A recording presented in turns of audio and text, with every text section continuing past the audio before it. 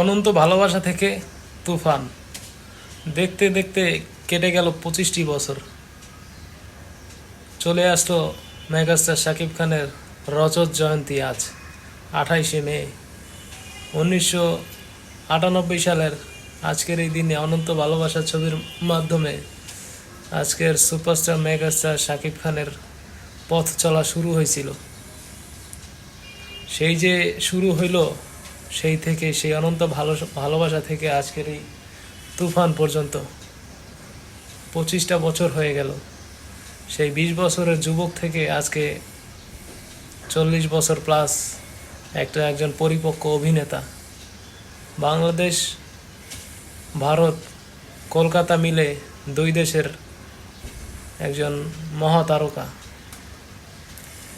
প্রথম সারিতে প্রথম দিকে শাকিব খান। শুরুর দিকে প্রথম দিকে এই শাকিব খান যখন আজকের শাকিব খান ছিলেন না, সুপারস্টার ছিলেন না, মেগাস্টার ছিলেন না, তখন তাকে অনেক স্ট্রাগল করতে হয়েছে। অনেক প্রথম সারির অভিনেতা অভিনেত্রী যাদের নাম বললে বলা যায়, তারা তার সাথে অভিনয় করতে চাইতো না। তারা সাজেস্ট করতো রিয়াজকে। কোনো প্রডিউসার যদি তাদের কাছে গল্প নিয়ে যেত, তারা সাজেস্ট করতো রিয়াজকে, মান্নাকে, ফেরদৌসকে, আমিন খানকে। আর তখন স্ট্রাগল পিরিয়ডের এই শাকিব খান যেই গল্প পাইতো, যেই চরিত্র পাইতো, সেটা হোক সাইড রোল, সেটা হোক একটা দুঃখ বেদনার ভরাক্রান্ত একটা সেকেন্ড রোলের নায়ক, কিংবা যে কোনো একটা চরিত্র, ধরেন মান্নার সাথে, রিয়াজের সাথে, ফেরদৌসের সাথে, যে কোনো একটা নায়কের সাথে, এমনকি মেহেদি, পলি, মুনমুন, ময়ূরী, যারা বিতর্কিত অশ্লীলতার যুগে, তাদের সাথেও সে একটা রোল পাইলে ছাড়ে নাই।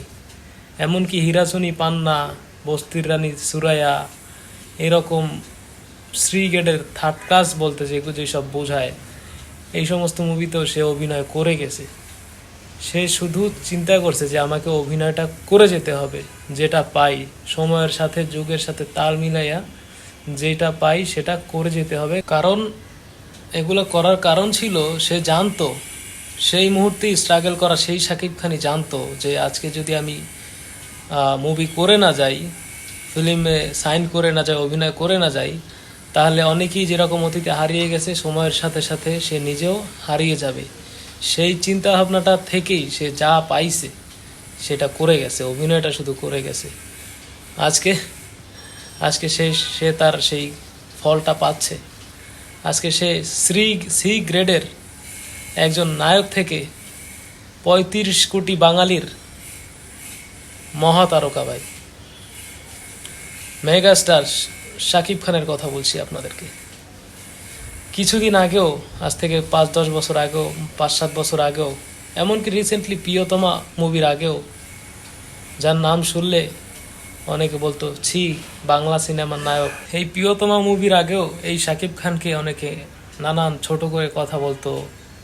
তার ব্যক্তিগত জীবনের সেই বুবলি, অপবিশ্বাস আলোচনা সমালোচনার পরে অনেকেই তাকে বলতো যে তার সাথে অভিনয় করলে এইটা সেটা, অনেক ছোট করে কথা বলছে। কিন্তু প্রিয়তমার পর, রাজকুমারের পর সবাই তার সাথে একটা ছবি তুলতে পারলে নিজের ধন্য, বিশাল কিছু মনে করে। সেটা হোক বাংলাদেশের কোনো ফেমাস সেলিব্রিটি, অ্যাক্টর, নায়িকা, মডেল, অভিনেতা, অভিনেত্রী, প্রথম সারির কোনো মিডিয়া, কোনো পলিটিশিয়ান, মানে কি বলবো, তার ক্রেজ এখন অন্য লেভেলে চলে গেছে। এই শাকিব খানের মুভি একটা মানুষের ধারণা ছিল, প্রযোজক, পরিচালক কিংবা মিডিয়ার মানুষদের কাছে, যে তার সিনেমা হয়তো শুধুমাত্র সিঙ্গেল স্ক্রিনই চলে, মাল্টিপ্লেক্সে সেরকম সুবিধা করতে পারে না। কিন্তু রিসেন্টলি প্রিয়তমা, রাজকুমার সেই ধারণা মানুষের বদলায় দিছে। সে ম্যাচ লেভেলে চলে গেছে। হাই ক্লাস থেকে লো ক্লাস, ভোলা থেকে আমেরিকা, কানাডা, সব জায়গায় শাকিব খান এখন রাজ করতেছে। Ultimate hero superstar megastar Shakib খানের গল্প বলতেছিলাম এতক্ষণ আপনাদের সাথে। তো আজকে সেই শাকিব খানের 25 বছরের রজত জয়ন্তী।